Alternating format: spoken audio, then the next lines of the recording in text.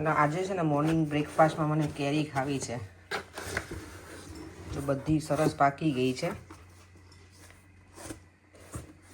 ના બગડી તો નથી. અને જો આ છે ને એર ઇન્ડિયાની ફ્લાઇટમાં આવેલી છે, સ્ટેમ્પ પણ લાગેલા છે એમાં સિક્યુરિટી ચેક, અને ઇન્ડિયાથી જ આવે છે કેસર કેરી છે અમારી. અને આજે આ પણ કાપી દઉં તો દેવમ છે ને બપોરે ઘરે છે તો ખાઈ લે. ચલો જોઈએ કેવું નીકળે છે. અહીંયા જો આજે મોર્નિંગ બ્રેકફાસ્ટમાં મમરા જ વઘાર્યા છે, ચા બનાવી દીધી છે પર્યંગ માટે. આ હની મેલન છે ને જો આવું નીકળ્યું અંદરથી, આપણે આમ સુગંધ લઈએ ને તો સ્વીટ જ આવે છે, એટલે ગળ્યું હોવું જોઈએ. જોઈએ હવે ચાલો. સવારમાં જો આજે ટેટી સમારાઈ ગઈ છે. સમારેલી હોય ને તો ખાય, મારે એવું છે પર્યંગ કંઈ સમારીને ના ખાય, રેડી હોય ને તો ખાઈ લે એ અને દેવામ બંને. તમે તો રેડી કરીને જ જાઓ, લોકોને બપોરે કે સાંજે જ્યારે ખાવું હશે ને ત્યારે ખાઈ લેશે. ચાલો બધાને જય શ્રી કૃષ્ણ અને જય સ્વામિનારાયણ. હવે હું પણ બ્રેકફાસ્ટ કરી દઉં. ડાયટિંગનો બ્રેકફાસ્ટ છે મારા, આજે મમરા અને દૂધ. દેવમભાઈ તો હજી સૂતા છે ને, વેકેશન છે આવી કે એટલે હોલિડે છે હાફ ટર્મની, તો એ તો શાંતિથી જાગે છે. કાલે રાત્રે તો સોફા ઉપર જ સૂઈ ગયો તો ગટુડો મારો. આવી ગયો નીચે પડીને દેવા. ચાલો ઘરે આવી ગઈ છું ને. દેવમ શું કરે તું અત્યારે બેટા? હે રોંગ થઈ ગયું છે કશું? Alexa stop. મારો દીકરો શું કરે છે? ઓકે, આજે પાછું આ તારું મિશન સ્ટાર્ટ કર્યું છે ને તે? હે કેટલાક પહોંચાડ્યું મારા દીકા એ બધું કામ તારું? એક આ આપણો બિલ્ડર કામ પૂરું નહીં કરતો, અને એક મારો દેવામાં એની કાર નથી બનાવતો, નહીં પૂરી કરતો નથી. ચાલો જો ઘરે આવી ગઈ છું ને. આજે મારે છે ને રસ્તામાં મેં એટલું થિંક કર્યું શું બનાવું. પછી ટેસ્કોમાં ગઈ, બન લઈ લીધા, અને શાકભાજીમાં ફ્રીજમાં ખાલી કોબી થોડીક જ પડી છે, બીજું કાંઈ જ શાક નહોતું.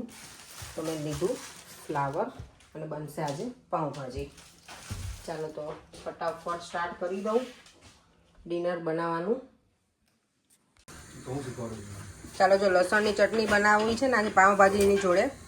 લસણની ચટણી તો મારે રેડી હોય જ છે ફ્રીજમાં. તેમાં મેં થોડું પાણી નાખી અને કાંઈડો થોડી આવી પેસ્ટ બનાવી લેવાની. તેલ મૂક્યું છે, તેલ થોડું ગરમ થાય એટલે એમાં થોડી એવી હિંગ નાખવાની, અને થોડી હળદર. તેલ હજી બરાબર ગરમ થઈ જાય ને થોડું, એટલે પછી આ પેસ્ટ જે બનાવેલી હોય ને એ અંદર એડ કરી દેવાની, અને પછી આને ધીમા ગેસે રહેવા દેવાની.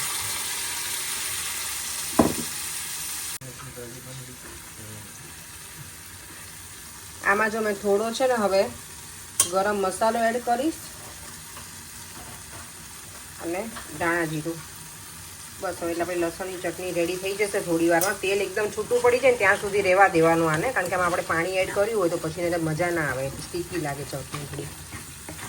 તેલ છૂટું પડવા જ લાગ્યું છે પ્રોપર. જો પેલો ઇન્ડિયામાં લારી ઉપર પાઉંભાજી બને ને એમાં ચટણી હોય ને એવી જ બનાવી છે પ્રોપર, એકદમ મસ્ત ચટાકેદાર. ચાલો એ શાક બફાય છે ત્યાં સુધીમાં હું ભાજીની જે ગ્રેવી હોય ને એ રેડી કરી નાખું, ઓનિયન ને ટામેટાને એનું, એટલે શાક જેવું બફાઈ જાય ને ફટાફટ બની જાય. પછી ભાજી બનાવવા છે ને મેં તેલ મૂક્યું હતું ને એમાં આદું નાખી દીધું, આદુની પેસ્ટ અને ઓનિયન નાખી દીધી છે. હવે આ બરાબર ચડી જાય ને પછી ટામેટાની પ્યુરી નાખી દેવાની. અને મારી આ વ્હાઈટ ઓનિયન છે આજે. અને તમે જો ઓનિયન ના ખાતા હોય તો એની જગ્યાએ તમારે કેબેજ અને કેપ્સિકમ બંને નાખી શકો. નોર્મલી હું છે ને આમાં બીટરૂટ એડ કરું, પણ આજે મારી પાસે બીટરૂટ છે નહીં. બીટરૂટ થોડું નાખી દઈએ આવે છીણીને તો કલર એકદમ મસ્ત આવે, પણ આજે મારી પાસે નથી એટલે ચાલી જશે. ઘરે જ ખાવાની છે, કોઈ ગેસ નથી એટલે ચાલી જાય. કલર ના આવે ને તોય ટેસ્ટ સારો આવવો જોઈએ, એટલે બધા મસાલા મસ્ત ભરપૂર નાખીશું. ચાલો જો ડિનર થઈ ગયું છે રેડી, એકદમ સરસ. પાઉંભાજી, લસણની ચટણી છે, પાઉં અને ઓનિયન જોડે. દેવાંગ કેવી પાઉંભાજી લાગી બેટા? સારું. ટેસ્ટી ફેવરેટ છે ને? પણ તમને બરાબર છે પાઉંભાજી? દેવમની પાઉંભાજી ફેવરેટ છે ને? દેવનું બધું ફેવરેટ જ છે ને આપણે. એન્જોય. કેટલું બ્યુટીફુલ સ્કાય દેખાય છે અત્યારે. વાવ, મસ્ત દેખાય ને દેવમ? આ બાજુ એકદમ વાદળા છે અને આ બાજુ એકદમ સરસ ઓરેન્જ સ્કાય દેખાય છે.